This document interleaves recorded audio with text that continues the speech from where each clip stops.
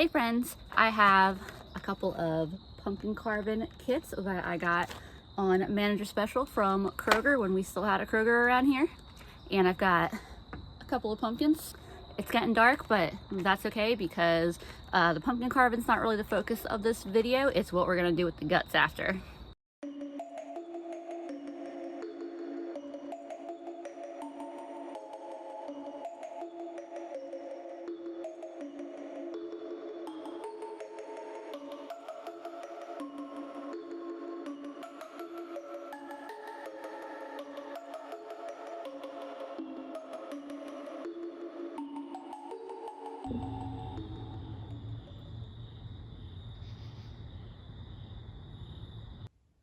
I've got my seeds separated from my pulp.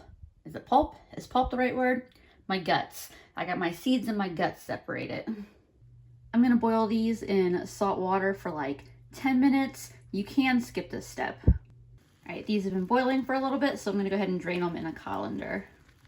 I have my oven temperature set to 300 right now.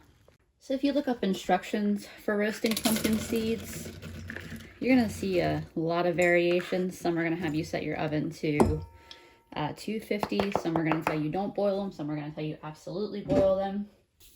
But honestly, roasting pumpkin seeds is not that complicated. Like, don't overcomplicate it. I've done this before over on a frying pan lid or a pot lid out in the woods on a campfire, and they were delicious. So don't overthink it. Let's see, I divided this into 2 batches because I want to have them in like a single layer. And just because, you know, I think it sounds good to do 2 different flavors. So I've got some olive oil in there, some cayenne.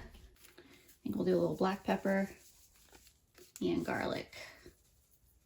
If I feel like I need to add more salt to them later, I'll do it later. Give them a good toss, good stir. I spread those out as much as I could on the pan. I thought I split this in half, but now I feel like this is more. I will make it work. Same thing, I'll add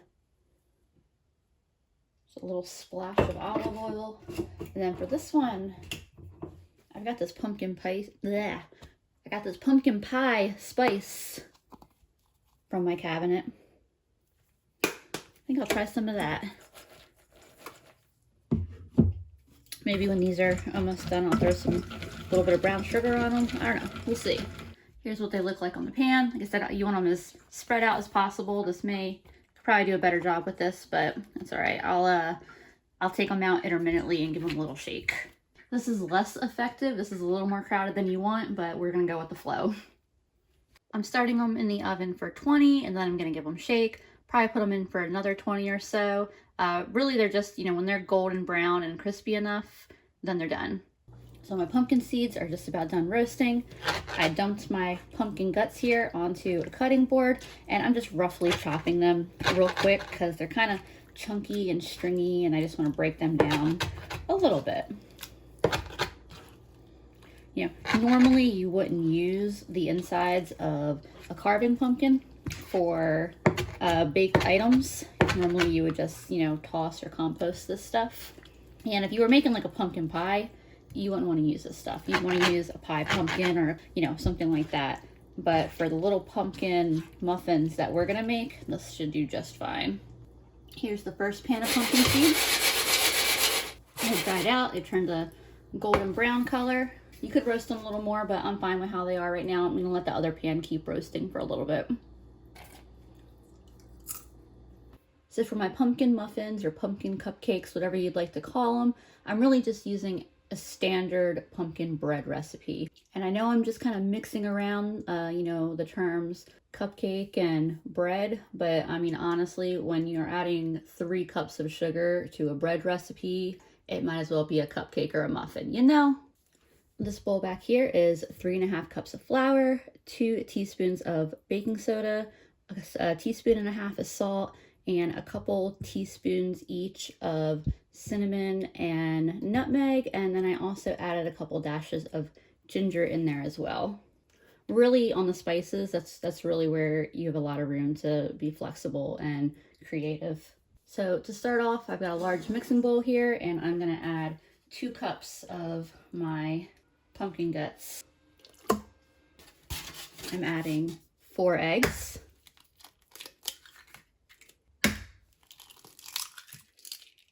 Conveniently enough, 4 eggs is exactly what's left in this carton.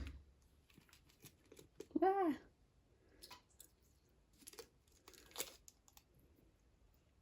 I cannot crack an egg tonight, y'all. You ever just have those days? It's because it's getting late and I've had a very, very long day. Next is a whole cup of oil and 3 cups of sugar. And most of these pumpkin bread recipes are very similar. Or at least a lot of them are anyway, with just very slight variations in the spices, or like, I don't know, like a 1/4 cup difference between the flour and the sugar here and there. And then we're gonna give that a mix.